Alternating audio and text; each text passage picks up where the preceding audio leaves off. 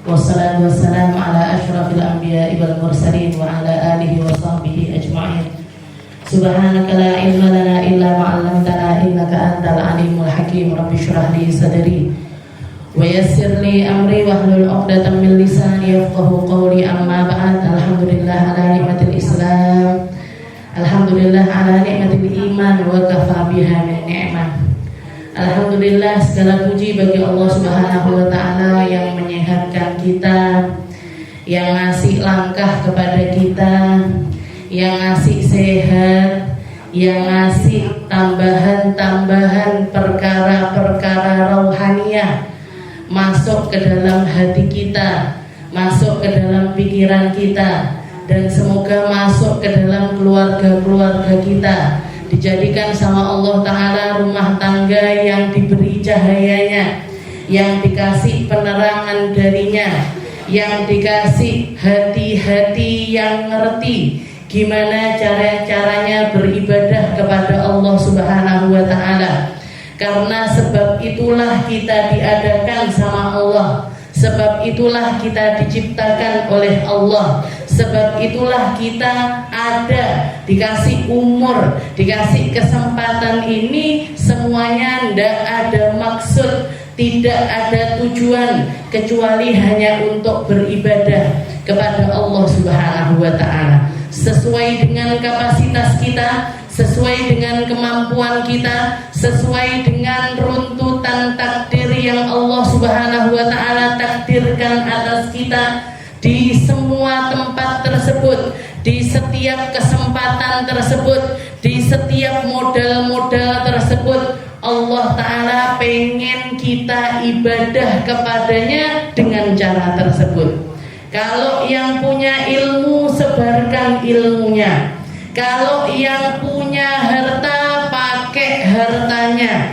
Kalau yang punya jasa, pakai jasanya. Kalau yang longgar waktunya, pakai kelonggaran waktunya. Semuanya untuk ibadah kepada Allah Subhanahu wa Ta'ala, sehingga kita bisa merasakan luasnya rahmatnya Allah, nikmatnya jadi hamba Allah, nikmatnya nerimo dengan setiap takdir yang Allah Ta'ala takdirkan atas kita.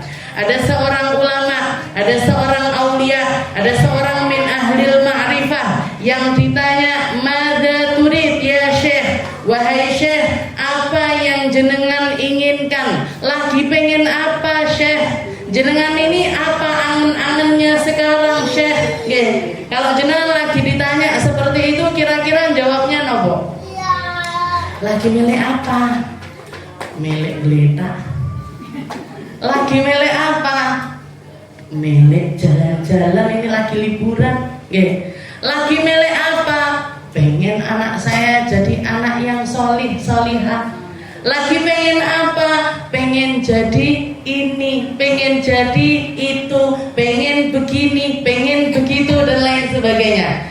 Tapi si wali ini tadi, orang yang ngerti rasanya menghamba kepada Allah Subhanahu wa Ta'ala tersebut, beliau mengatakan, uridu alla urid, saya pengen jadi hamba Allah Ta'ala yang gak kenal rasa pengen, yang gak kenal rasa bercita-cita, yang gak punya angan apa-apa, sehingga saya jadi hambanya Allah yang mensyukuri setiap takdir yang Allah Subhanahu wa Ta'ala takdirkan kepada saya. Saya pengen jadi hamba yang gak punya keinginan, gak punya keinginan, gak meri sama siapapun, gak ngiri sama kehidupannya orang lain. Saya pengen punya hati yang gak kenal rasa kepingin, katanya beliau. Saya pengen punya hati yang gak kenal rasa kepingin. Dan saya pengen punya hati yang setiap keinginan saya sejalan, selaras dengan inginnya Allah Subhanahu wa Ta'ala. Allah Ta'ala senangnya saya sholat, saya sholat. Allah Ta'ala senangnya saya puasa, saya puasa. Allah Ta'ala senangnya kalau saya duduk di majelis, saya datang datang ke majelis. Allah Ta'ala senangnya kalau saya senyum sama tetangga saya senyum. Allah Ta'ala senang kalau saya ngajar. Allah Ta'ala senang kalau melihat saya sedekah. Saya pengen punya hati yang gak pengen apa-apa, sehingga saya tahu persis makna dari penghambaan kepada Allah Subhanahu wa Ta'ala. Karena bahkan Allah Ta'ala memanggil Nabi kita Nabi Muhammad Sallallahu Alaihi Wasallam, julukan tertingginya Nabi adalah ketika Allah Ta'ala memanggil beliau dengan nama Abduh, hambanya.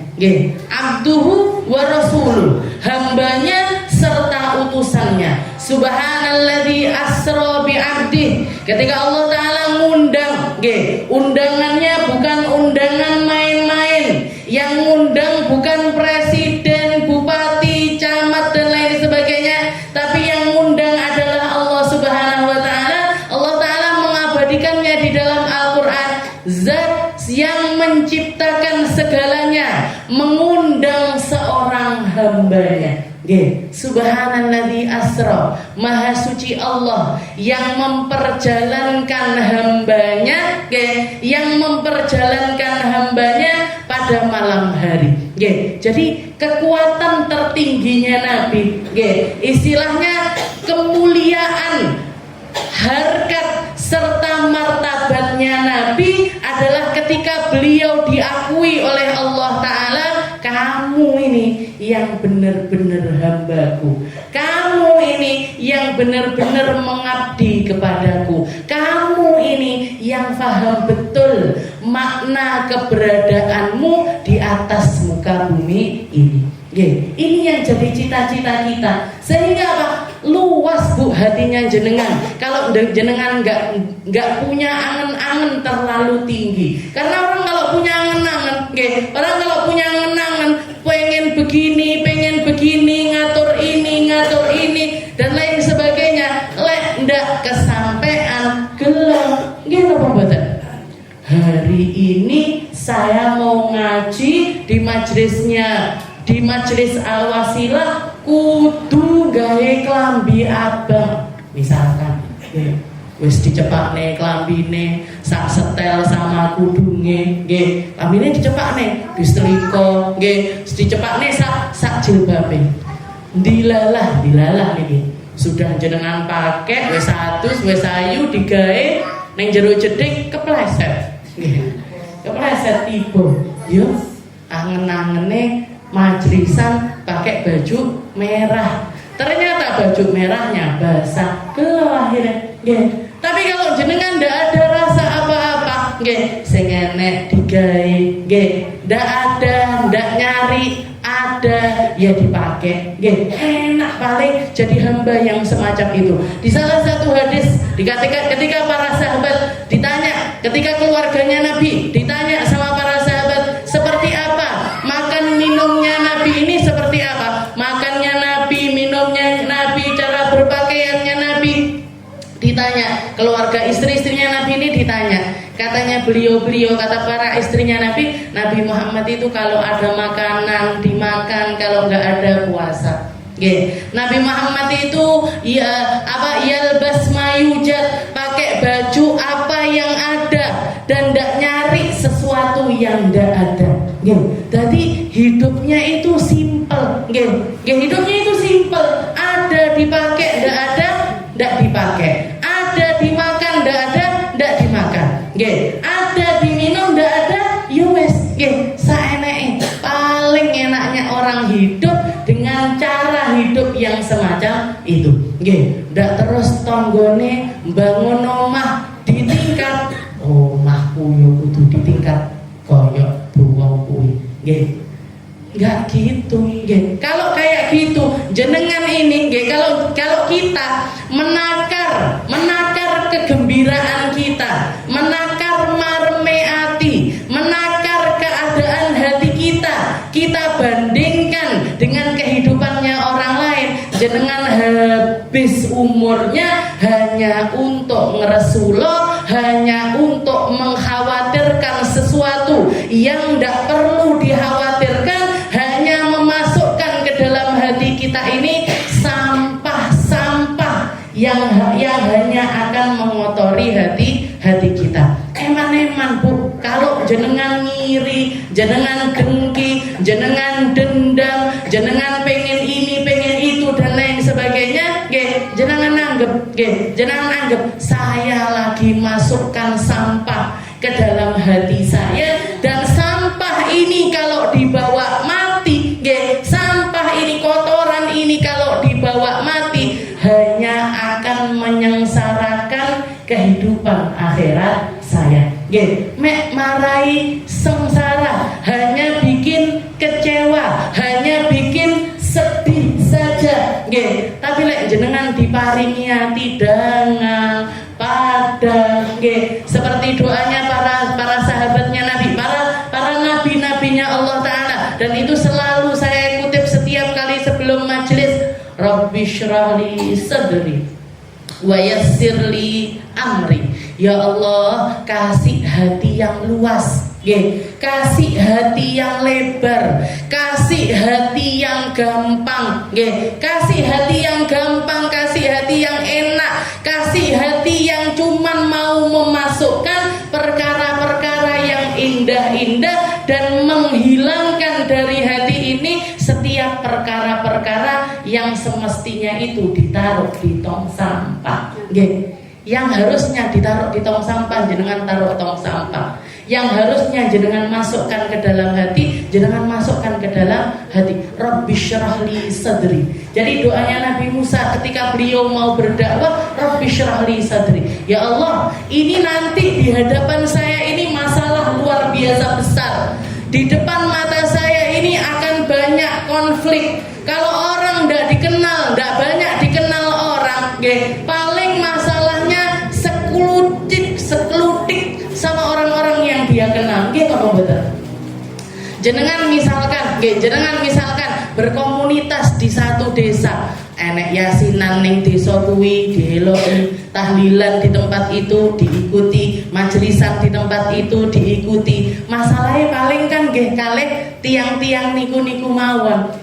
Tapi lek jenengan usaha aktif di organisasi ini, saya jadi ketua di organisasi ini, saya ngajar di tempat ini, dari sini, akhirnya kenal banyak orang, akhirnya punya hubungan sama banyak orang, akhirnya tahu sama banyak orang. Ini potensinya punya masalah jadi lebih besar, jadi lebih tinggi. Nabi Musa dulunya hidup biasa-biasa saja, urip karo bojone, paling masalahnya sama mertuanya, sama istrinya, ini dan lain sebagainya, cuman seklutik di rumah tangga itu aja. Tapi begitu dapat perintah dari Allah Ta'ala untuk berdakwah, katanya beliau, Rabbi syrahli sadri. Ya Allah, ini tidak bisa ini, hati saya yang sempit ini harus dilebarkan, karena hubungannya sama lebih banyak orang, karena saya akan kenal dengan berbagai macam golongan. Apalagi pertama suruh dakwah langsung menuju ke rajanya, kayak perintah titah dari Allah Ta'ala. Sekarang kamu harus pergi ke istana, kamu harus pergi ke pemimpin negerimu untuk mendakwahi dia. Menteri kalau sudah ngomongnya sama raja, dakwahnya ke kalangan raja, ini kan nggak segampang itu untuk masuk. Nanti yang menghalang-halangi TNI ne, polisi ne, menteri ne, dan lain sebagainya. Ini harus ditembus sama Nabi Musa untuk dakwah kepada Fir'aun. Rabbi syrahli sadri. Dan kalau kita tahu rasanya kalau kita nyicipi rasanya jadi orang-orang yang punya hati luas, tidak harus dengan seluas Nabi Muhammad atau seluas Nabi Allah Musa, tapi jenengan mau meluaskan hati. Ada orang minta maaf, yo nyapa to tak dowo-dowo masalahnya, tak maafkan. Jenengan gampang untuk memaafkan, gampang untuk minta maaf, ikut senang dengan kesenangannya orang, ikut sedih dengan kesedihannya orang. Ada orang sedih, jenengan ikut sedih. Ada orang meninggal misalkan keluarganya, jenengan datang ke situ, ya Allah, sing sabar ya. Yang ini didoakan, dan jenengan kalau punya sedikit harta yo ikut nyumbang di situ titik tinggi tahlilan beras titik tinggi sedekah kepada sedekah untuk si mayit dan lain sebagainya. Hidup yang semacam ini akan menjadi hidup yang akan menghidupkan hati kita. Enak Bu hidup seperti itu. Wong loro melok loro, orang seneng ikut senang. Orang jangan sampai jenengan ada orang sedih, jenengan datang ke situ sama ngakak-ngakak. Syukur. Ini orang kayak gini sempit hatinya. Sempit hatinya. Dan orang kalau sudah sempit hatinya, mau tinggal di rumah sebesar apapun dia akan terasa sempit. Mau punya harta sebanyak apapun dia akan merasa sempit. Mau bisa rekreasi kemanapun dirinya, hatinya tetap akan menjadi hati yang penuh dengan kegelisahan. Orang iso turu orang-orang yang semacam ini. Gak bisa tidur orang-orang semacam ini. Tapi kalau orang punya hati luas dan diluaskan oleh Allah Subhanahu wa taala, mau punya masalah sebesar apapun, atine panggah adem. Hatinya tetap enak. Saya ingat sekali ketika paman saya, adiknya Umi, itu tokonya, beliau punya toko emas Bu, jadi dan sebelahnya itu ada orang jualan meracang, ternyata ketika toko itu tutup malam hari, ada pencuri masuk dari toko meracang itu, dibolongi temboknya, masuk ke tokonya paman saya, berangkasnya dijebol. Ada emas kurang lebih kalau dinominalkan itu lebih dari 1 miliar. Lebih dari 1 miliar diambil semuanya, dikuras habis. Dikuras habis. Pagi buka toko baru ketahuan ada pencuri karena temboknya itu bolong. Dilihat berangkasnya sudah habis, ludes uangnya. Dan itu dagangan Bu, bukan 100% punyanya paman saya, mboten. Enek titipane orang, ada orang investasi, ada punyanya pedagang masih belum dibayar dan lain sebagainya. Jadi tidak semuanya uang. Jadi istilahnya 1M ini tadi bukan 100% punyanya dia. Lapor ke polisi, katanya Pak polisi, mana uangnya? Buat nyari uang kamu yang hilang ini diminta. Kata paman saya, iki wes lah kelangan saem, sek dimintai uang sekian puluh juta lagi kalau mau pencurinya itu tadi ketangkep. Akhirnya tidak jadi, tidak diurus. Setelah itu malamnya beliau ini tidur, malamnya tidur. Begitu subuh bangun nih, bangun tidur, itu yang dikatakan Alhamdulillah. Alhamdulillahilladzi ahyana ba'da ma amatana wa ilaihin nusyur. Masih ditambahi lagi sama beliau, alhamdulillah seiso turu berkelangan saem seiso turu.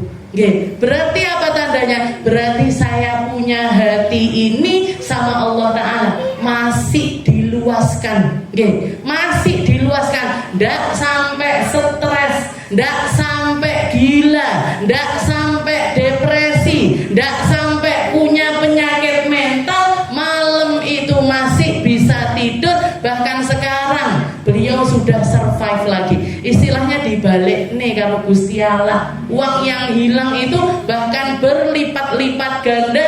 Tokonya yang dulunya kecil bisa beli toko sebelahnya, dagangannya dulu yang sekian gram ditambah lagi sama Allah Ta'ala. Selama bisa berusaha, selama hubungannya sama para suppliernya ini hubungan yang baik. Piye carane mulai lagi? Gimana caranya beliau ini memulai usahanya kembali? Ngandalkan para investor, ngandalkan orang-orang yang mau nitipi barang kepada beliau. Dari situ diputar, sugih neh akhirnya sekarang Bu. Abah saya dulu waktu ngerintis toko, tokonya kita itu ndak ujuk-ujuk gede Bu. Dimulai dari abah saya ngontrak di depan SD 1. Dari mulai nyewakan komik, habis itu setelah itu beliau mulai jualan buku. Kata abah saya, dulu abine waktu toko itu sudah jalan, nggih. Setelah itu beliau bisa beli satu toko lagi, tapi memaksakan, nggih. Di daerah Kauman sana, beliau beli satu toko kecil, etalasenya sudah, jadi tokonya kebeli, iso bangun, sudah ada rak-raknya, nggih. Entek modal, nggih. Uang ini habis, ndak punya dana untuk ngisi. Dibilang Pak adiknya ngomong seperti ini, duwe toko, duwe etalase, ndak duwe modal, apa tokone arep diisi watu. Nggih, adiknya sendiri ngomong seperti itu. Nggih, kata abah saya, delok toko iki kok isine buku apa watu. Nggih. Lihat aja, ini toko nanti jadinya isinya batu, apa isinya adalah buku. Nggih, karena beliau pedagang buku. Curhat sama Yai Jalil, nggih, Pondok Peta, nggih, curhat sama Yai Jalil. Saya ini sudah punya toko, raknya sudah ada, siap untuk diisi, tapi uang saya habis, ndak punya uang sama sekali. Nggih. Dicurhati seperti itu, apa Yai Jalil tak kayak duitnya tak modali, boten, nggih. Katanya Yai Jalil, kamu kalau misalkan keliling di pasar Surabaya, setelah itu ngutang sama Cino-Cino yang ada di situ untuk investasi di toko kamu, kira-kira mau apa enggak mereka?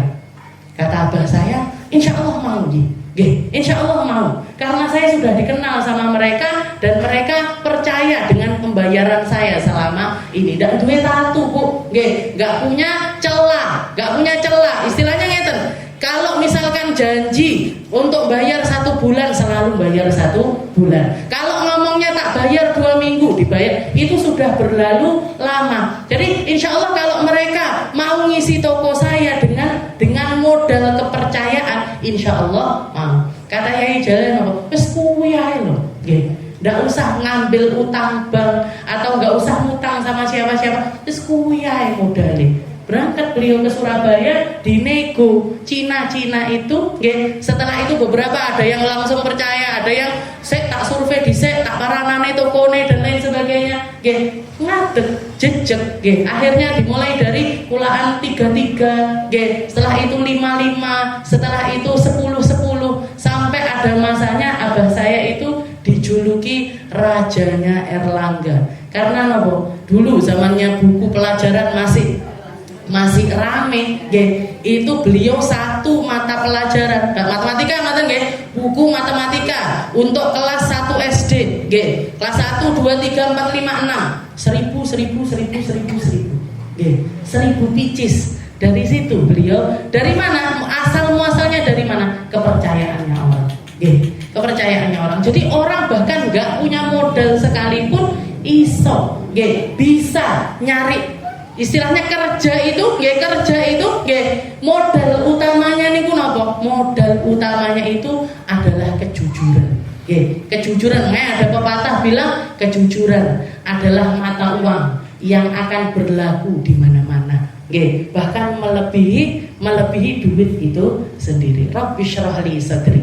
Ayo kita minta sama Allah Ta'ala, ya Allah, dikasih hati sing padang, dikasih hati sing tenang, dikasih hati yang gak gampang gelisah, yang gak gampang sedih, yang gak gampang resulor, yang gak gampang sambat, yang gak gampang kepingin dengan keadaan orang lain. Cukup kita hidup antara diri kita dengan Allah Subhanahu wa Ta'ala. Allah Ta'ala ridho, tak lakoni. Allah Ta'ala tidak ridho, tak mau.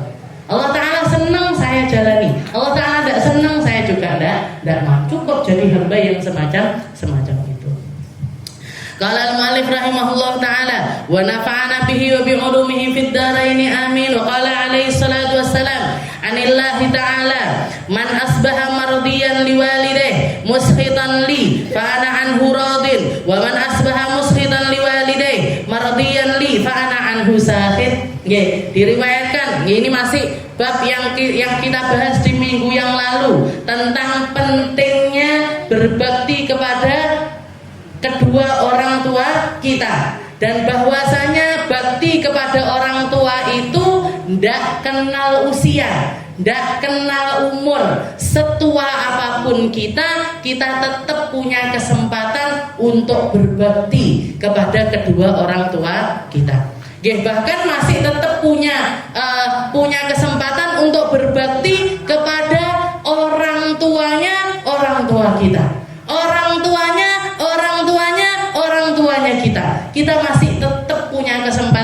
untuk berbakti kepada mereka semuanya.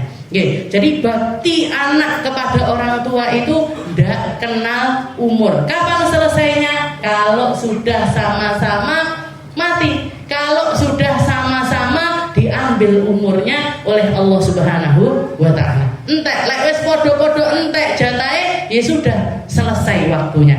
Tapi selama kita masih dikasih hidup, maka kita masih punya kesempatan untuk berbakti. Wa qala alaihi salatu wassalam, Nabi Muhammad mengatakan di akhir babnya birrul walidain, man asbaha mardiyan li walidain muskhitan li fa ana anhu radin. Kata diriwayatkan di salah satu hadis qudsi, barang siapa yang harinya itu dia dalam keadaan diridhoi sama kedua orang tuanya, tapi dalam keadaan dimurkai oleh Allah Ta'ala, Allah Ta'ala tetap akan ridho kepadanya karena melihat ridho kedua orang tuanya. Oke, karena melihat ridho kedua orang tuanya. Dan barang siapa yang datang satu hari kepadanya, orang tuanya murka kepada dia, walaupun Allah Ta'ala ridho dengan keadaannya, maka Allah Ta'ala akan tetap murka kepadanya karena murka dari orang tuanya. Istilahnya saapi-api uang, sesukses apapun seseorang, sebaik apapun seseorang di mata Allah ataupun di mata orang-orang yang ada di sekitarnya, tapi nyakiti orang tuanya, Allah Ta'ala akan tetap murka sama hamba tersebut karena murka dari orang tuanya. Tapi meskipun sebejat apapun seseorang, sejahat apapun seseorang kepada orang sekitarnya, ataupun bahkan maksiat kepada Allah Ta'ala sekalipun, selama orang tuanya ridho kepada dia, Allah Ta'ala juga akan tetap ridho kepadanya karena berkat dari ridho orang tuanya. Jadi istilahnya sukses sebenarnya seseorang ketika dia masih di atas muka bumi ini adalah ketika orang tuanya itu ridho, ketika hubungan dirinya dengan orang tuanya itu terjalin secara baik. Kenapa? Karena keadaan orang tua ridho ataupun marahnya orang tua itu pertanda tentang ridhonya ataupun murkanya Allah Subhanahu wa ta'ala.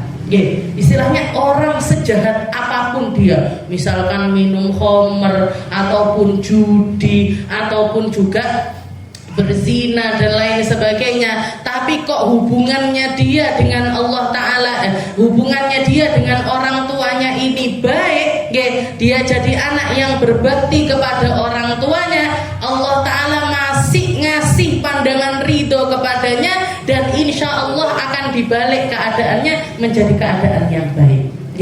Bukan berarti kalau saya bakti sama orang tua maksiat sebanyak apapun berarti tidak apa-apa.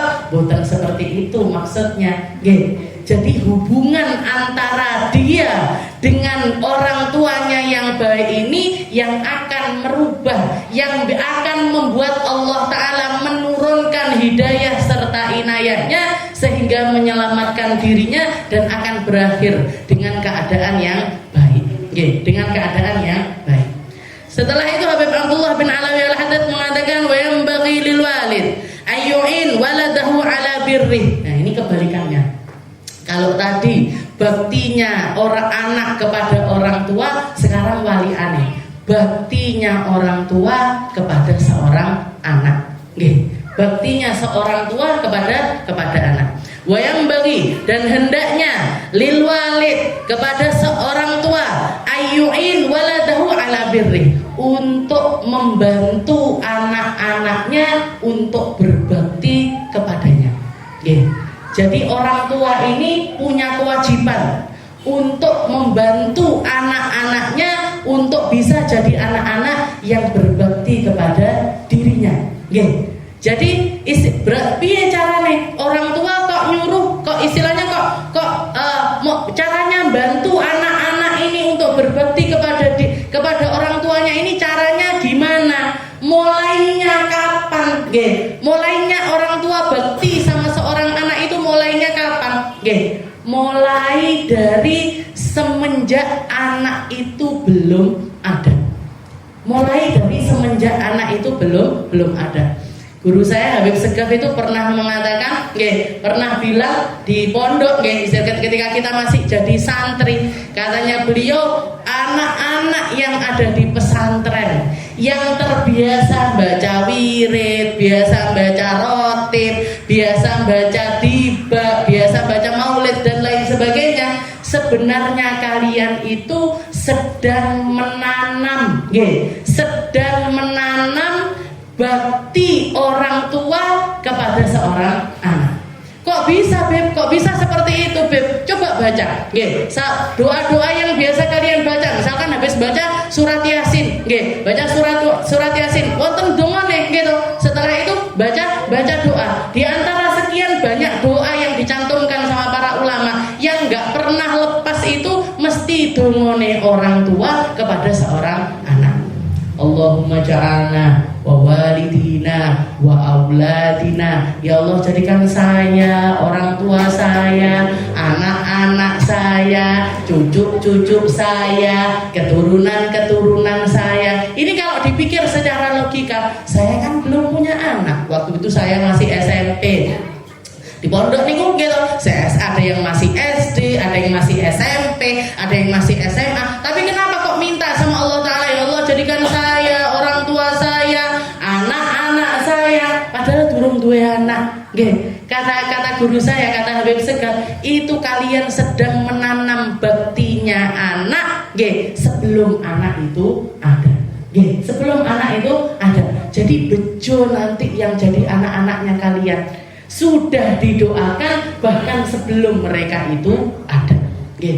Dan naik, dan bakti itu akan semakin naik, akan semakin berat seiring dengan berjalannya waktu. Seiring dengan berjalannya waktu. Misalkan seperti apa? Setelah masa remaja, akhirnya menikah, akhirnya hamil, bakti itu juga sudah harus ditanamkan bahkan ketika kita hamil. Patokannya gampang. Ambil caranya ibundanya Sayyidah Maryam. Pakai caranya ibundanya Sayyidah Maryam. Di dalam Al-Qur'an diabadikan, idz qalat imra'atu Imran, Rabbi inni nadartu laka ma fi batni muharraran fataqabbal minni. Jadi Sayyidina Isa punya ibu namanya Maryam. Maryam ini adalah putri dari dua, istilahnya dari pasangan suami istri. Suaminya namanya Imran, istrinya namanya Hannah. Suaminya namanya Imran, istrinya namanya Hannah. Nikah lama sekali, gak punya anak. Bahkan sampai dikatakan Imran sama istrinya ini tadi yang namanya Hannah ini, sampai masih masuk usia di atas 90 tahun, tapi tetap berusaha untuk punya keturunan. Umur 90 tahun tetap berusaha untuk punya keturunan. Kalau orang zaman sekarang, umur 40 tahun, umur 50 tahun udah dikasih anak, kira-kira gimana?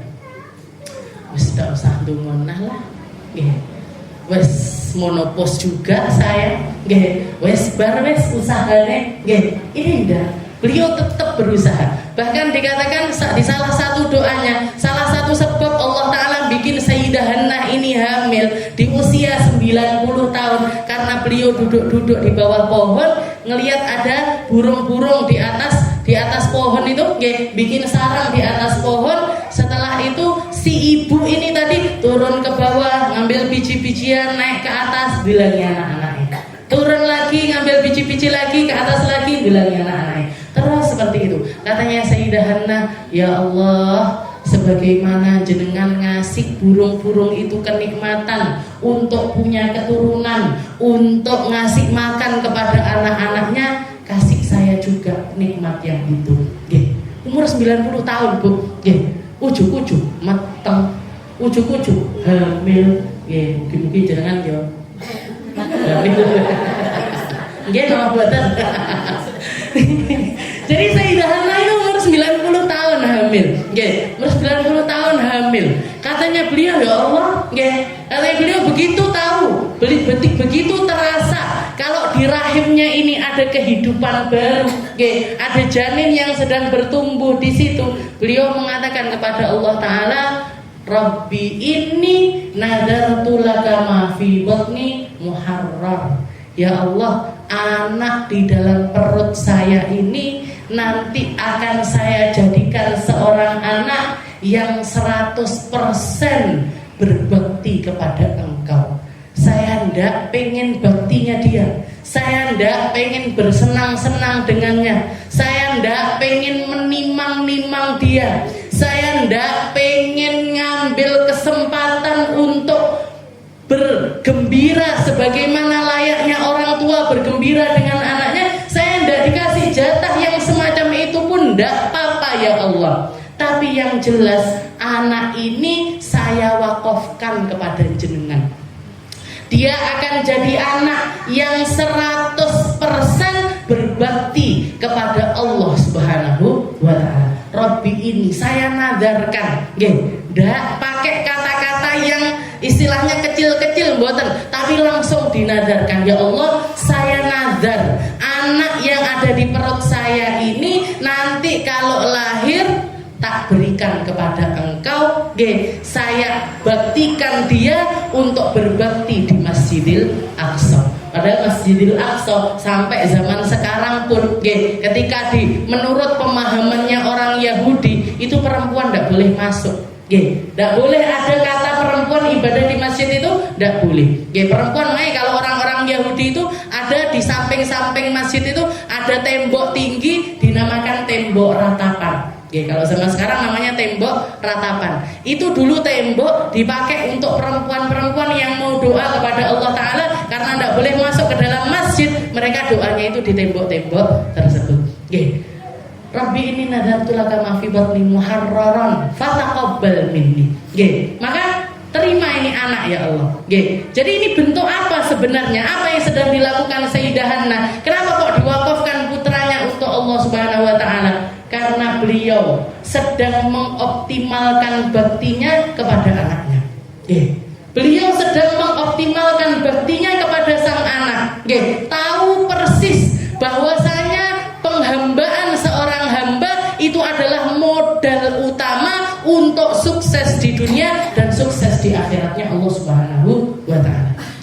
Jadi berarti gimana? Cara pertama yang harus kita lakukan untuk berbakti kepada anak-anak adalah menjadikan mereka, kita niatkan keberadaan anak-anak kita itu untuk menjadi hamba-hambanya Allah. Gak cuman sekedar jadi investasi dunia. Kalau Habib Segaf mengatakan anak-anak itu investasi akhirat, jadi penyambung sujudnya kita, jadi penyambung sedekahnya kita, jadi penyambung zakatnya kita, jadi penyambung kebaikan-kebaikannya kita. Itu namanya investasi dunia akhirat. Ya Allah, sebagaimana saya sujud, anak-anak saya juga harus jadi anak-anak yang sujud. Ya Allah, sebagaimana saya berbakti kepada orang tua saya, anak-anak saya juga harus jadi anak-anak yang berbakti kepada saya. Niatkan anak-anaknya jenengan untuk Allah Subhanahu wa Ta'ala. Tidak usah nuntut apa-apa kepada anak. Tidak usah nuntut apa-apa. Harus begini, harus begitu, kudu ngene, kudu mono, kudu ranking siji, kudu pinter matematika, kudu iso renang, kudu. Memangnya kamu siapa? Kok mudu-mudune anak niku? Jenengan ini punya andil apa? Punya andil apa di dalam keberadaan seorang anak itu? Jenengan punya andil apa? Jenengan meteng, jenengan hamil, napa jenengan sing ngukir motone? Napa jenengan sing numbuhkan rambutnya? Apa jenengan yang ngasih penglihatan kepadanya? Apa jenengan yang meniupkan ruh kepadanya? Apa jenengan yang bentuk kaki, tangannya, kukunya? Aku milik anakku kulitane putih, tak ngombe degan bendino. Jenengan kulitane sawu mateng, bojone jenengan nggih sawo mateng, lek duwe anak putih aneh malahan. Nggih, jereke tanggane iki aneh sapa? Bapake ireng, ibuke ireng, anake kok putih. Nggih. Istilahnya yang mewarnai kulitnya ya Allah, yang ngasih pendengaran, yang ngasih penglihatan, yang ngasih kecerdasan, yang bentuk Allah, yang bikin Allah, yang numbuhkan Allah. Jenengan niki andil nopo asline? Nggih, andil ngeden sana. Nggih, andil ngeden karo dititipi sangang sasi, tapi tidak punya andil apa-apa. Allah Ta'ala cuma nitipkan kepada kita. Kalau saya misalkan, Bu, ini tas saya titipkan kepada jenengan 1 jam. Ketika saya balik, ucuk-ucuk jenengan berat-berat nih di sini. Kira-kira saya ngomong apa sama jenengan? Bu, ini berat kena apa? Bu, ini berat karena apa? Begitu juga dengan Allah Ta'ala. Allah Ta'ala ngasih jenengan anak-anak dengan fitrahnya. Apa fitrahnya anak-anak? Baik, jujur, indah, ndak seneng tukaran sedilu, gampang wawuh. Nggih, jenengan yang didik mereka gampang tukaran, dindem, suwi-suwi itu karena anak-anak ngelihat jenengan, oh ibuku satru karo tanggane 2 tahun, saya 5 tahun. Nggih. Oh ibu saya sukanya bohong, saya ikut bohong. Jenengan yang bikin seperti itu, jenengan yang menumbuhkan, dia tumbuh itu dengan kebaikannya. Yuladul atfal. Allah, Nabi Muhammad mengatakan anak-anak itu lahir dengan secara fitrah. Apa fitrahnya dia? Baik. Orang tuanya yang menasranikan mereka, orang tuanya yang mengyahudikan mereka. Kalau jenengan pengen anak-anaknya jadi ahli sholat, tidak perlu jenengan ayo nak sholat, ayo nak, kalau tidak sholat tak gepok.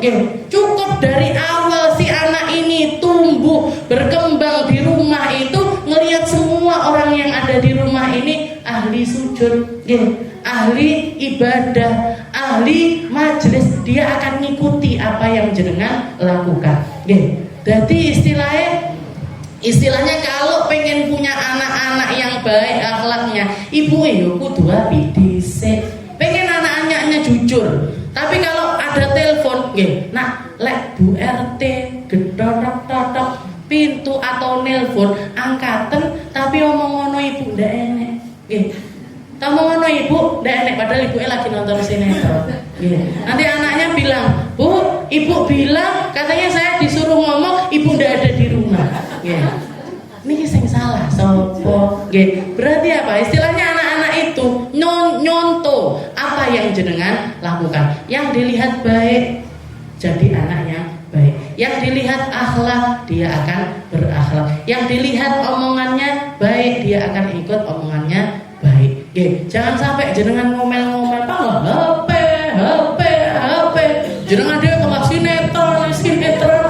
Anak yang balas ngoten pripun? Anak kan kadang-kadang masih ibu iki ngomong ndak boleh HP-an, dianya sendiri HP-an terus. Dianya sendiri HP-an terus. Jadi istilahnya piye carane? Kita niatkan anak itu untuk jadi anak-anak yang terdidik dan kenal sama Allah Ta'ala, dan itu harus selalu dimulai dari diri kita sendiri. Harus dimulai dari diri kita sendiri. Makanya jenengan panjangkan niat ini. Ya Allah, saya ngisi majelis di sini. Harapan saya apa? Harapan saya anak-anak saya, walaupun mungkin tidak sedaerah sama saya, walaupun mungkin dia ada di Surabaya, di Kalimantan, di Sumatera dan lain sebagainya, semoga dia juga akan jadi anak-anak yang ngerti sama ilmunya Allah. Ya Allah, sebagaimana saya sholat, jaga anak-anak saya untuk tetap jadi anak-anak yang ahli sholat. Manjangkan sujudnya jenengan, tugas utamanya seorang anak. Bi'adamil istiqsa alaihi fi talabil hukuk. Jadi nggak perlu katanya Imam Haddad, termasuk di antara cara yang menolong untuk anak itu berbakti kepada orang tua, jenengan nggak perlu memaksakan mereka, menuntut mereka untuk berbakti kepada jenengan. Nah, surga itu di bawah telapak kaki ibu. Nggak perlu jenengan terangkan seperti itu nggak perlu.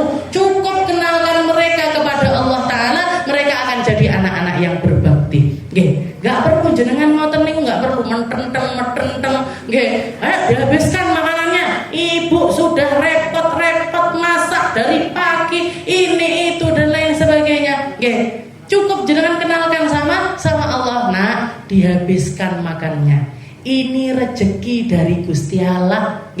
Ini rezeki dari Allah Ta'ala untuk kamu hari ini. Habiskan. Katanya Allah Ta'ala, la in syakartum la azidannakum. Kalau kamu pintar syukur, kalau kamu ngerti caranya terima kasih sama Allah, kalau kamu ngerti caranya menghargai makanan ini, nanti ditambah sama Allah. Rezekinya ibu ditambah, rezekinya kamu ditambah, rezekinya orang serumah ini ditambah. Lek sekarang kamu lagi makan, nah misalkan jangan bening, insya Allah besok ayam goreng, ditambahin kok rezekinya karo Gusti Allah. Nggak perlu pakai bahasa yang sulit kayak penceramah, nggak perlu, cukup pakai bahasa tapi yang bikin mereka ini tahu persis gimana caranya berhubungan kepada Allah Subhanahu wa Ta'ala. Dihargai nak ini, jangan dibuang-buang. Buang-buang makanan itu Allah Ta'ala tidak senang. La in syakartum la azidannakum wa in kafartum inna adzabi lasyadid.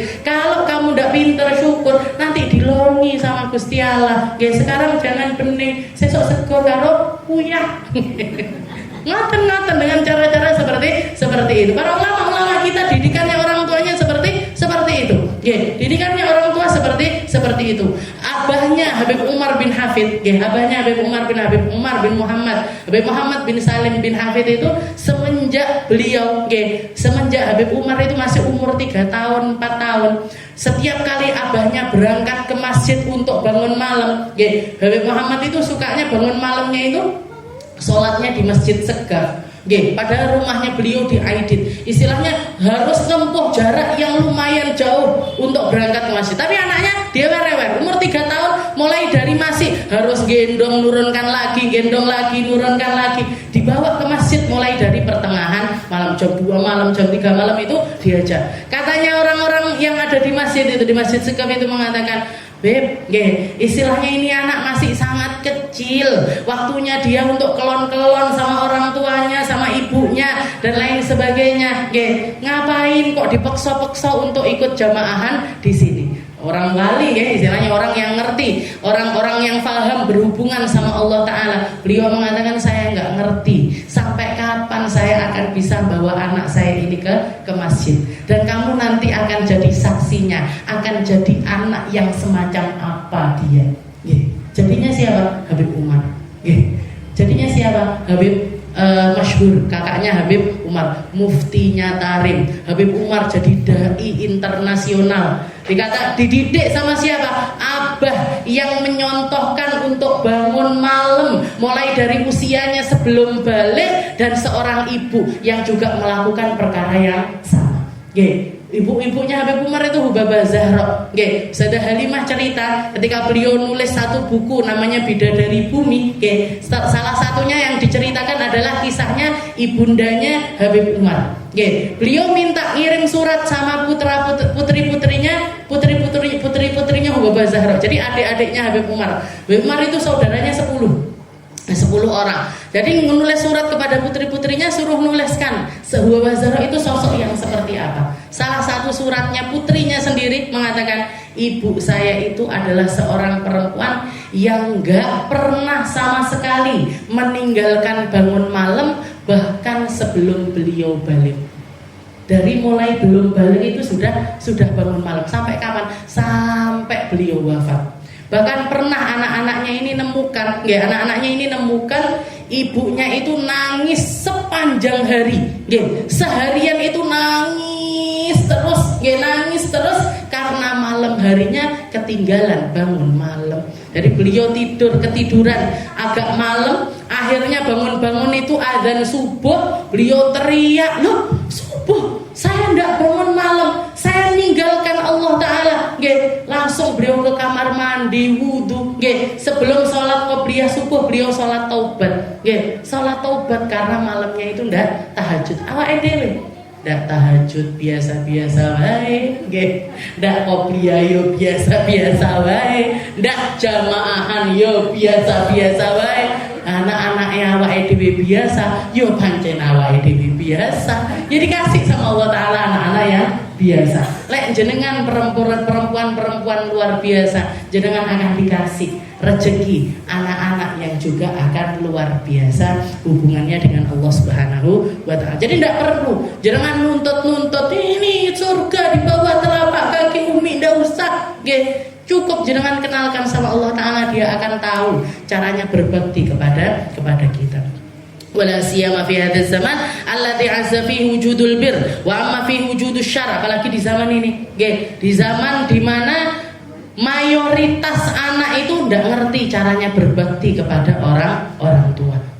Padahal bakti kepada orang tua itu adalah sesuatu yang wajib, dan baktinya anak kepada orang tua itu dimulai dari baktinya orang tua kepada seorang anak. Dikasih nama yang baik, dikasih ibu yang baik. Jenengan lek golek mantu, ndak kudu ayu, ndak kudu sugih, ndak kudu punya pekerjaan, ndak harus jadi dari keluarganya orang terhormat. Cukup anak itu anak yang ngerti agama, ngerti caranya berhubungan baik dengan Allah Subhanahu wa Ta'ala. Jenengan pek mantu, jenengan pek mantu. Nek golek mantu, jenengan punya anak laki, cari menantu perempuan yang ngerti berhubungan dengan Allah Subhanahu wa Ta'ala. Ahli sholat, ahli puasa, yang akhlak, ngoten cekap, ndak harus kudu. Saya ini kan keluarga kiai, ngepek mantu ya kudu anake bunyai. Aduh, angel nih. Wasaral walid ya'uddu abarra auladihi man lam yusi ilaihi minhum. Waqad qala Rasulullah sallallahu alaihi wasallam, rahimallahu walidan a'ana waladahu ala birri. Guru saya pernah mengatakan, kalau hadis, istilahnya ilmu tentang baktinya seorang anak kepada orang tua itu banyak orang ngerti. Tapi padahal hadis ini juga hadis yang harusnya disampaikan. Apa itu? Rahimallah. Allah Ta'ala merahmati siapa? Orang tua yang bantu anak-anaknya untuk berbakti kepada mereka. Habib Abdurrahman Bakbut, adiknya Habib Mustafa Bakbut, almarhum, beliau itu pernah, ketika anaknya dipanggil, ketika manggil anaknya, Muhammad, Ahmad, ada lagi Fatimah, dipanggil sama abahnya, tidak teko. Panggil lagi Fatimah, Ahmad, Muhammad, tidak teko. Dipanggil lagi Fatimah, Ahmad, Muhammad, tidak teko. Berhenti beliau, berhenti beliau sampai nunggu satu waktu di mana anak-anak ini, like orang tua menengi kan anak-anak lebih takut lagi, gitu. Akhirnya datang, kata abahnya, kalian ini harus, abah ini kalau manggil kalian harus manggil sampai berapa kali, harus manggil sampai berapa kali. Yaudah gitu, bah ini itu dan lain sebagainya. Ya udah, kesepakatannya 3 kali ya. Kalau sampai abah manggil 3 kali kalian gak datang, abah gak akan manggil lagi. Kenapa abah? Abah gak mau kalau kalian jadi anak-anak yang durhaka karena abah manggil kalian gak datang. Wes 3 kali kalian gak datang, ya sudah. Abah gak mau manggil lagi. Abah tak ngerjain ini sendiri. Mau ngambil minum misalkan, perlu obat atau apa, tak ngambil sendiri. Kalau kalian dipanggil 3 kali gak mau datang. Diselesaikan seperti itu, dengan cara, jadi rahimallah, Allah Ta'ala merahmati orang tua yang bantu anak-anaknya untuk berbakti kepada dirinya. Dan cara utamanya ini dikenalkan sama Allah, dikenalkan sama Nabi Muhammad Sallallahu Alaihi Wasallam, dikenalkan sama keluarganya Nabi Muhammad Sallallahu Alaihi Wasallam, dan diajari Al-Quran. Di dalam satu hadis Nabi Muhammad juga mengatakan, adibu auladakum salat, didik anak-anak kalian itu dengan 3 perkara. Apa itu? Hubbu nabiyukum, ajari mereka cinta sama nabinya. Diajari sholawatan, tidak cuma sekedar sholawatan, ngerti dangdung, ngerti nadanya, ngerti ininya, ngerti ritmenya dan lain, bukan. Tapi lebih kepada personalnya Nabi Muhammad Sallallahu Alaihi Wasallam. Nabi Muhammad itu kecilannya begini, dewasanya begini, akhlaknya begini, makannya begini, dicontohkan, yo diwarai, yo dituturi, dikenalkan sama Nabi Muhammad. Hubbun Nabi. Setelah itu yang kedua, hubbu ali baitin Nabi. Ajari mereka untuk cinta, punya sambungan sama keluarganya Nabi Muhammad Sallallahu Alaihi Wasallam. Yang lampau ataupun yang sekarang. Yang lampau seperti siapa? Sayyidah Fatimah, Sayyidina Ali, Sayyidina Hasan, Sayyidina Husain, Sayyidina Ali Zainal Abidin, Sayyidina Ja'far As-Shadiq dan lain sebagainya. Ataupun yang sekarang yang masih ada di sekitaran kita. Para habaib-habaib yang ada di sekitaran kita, syarifah-syarifah yang ada di sekitaran kita. Katanya tidak diakui, terserah orang mau ngakui, tidak mau ngakui. Katanya Buya Yahya, mendingan kita salah mencintai ketimbang kita salah membenci. Masih mending orang salah mencintai seseorang ketimbang salah membenci seseorang. Karena kebencian itu nggak pernah bener. Kita benci sama orang biasa aja nggak bener, apalagi benci sama keluarganya Nabi Muhammad Sallallahu Alaihi Wasallam. Ya kalau kita mau mikir secara jernih, kalau kita mau mikir secara gampangnya, kita merasakan efek cahayanya Nabi pada diri orang-orang tersebut.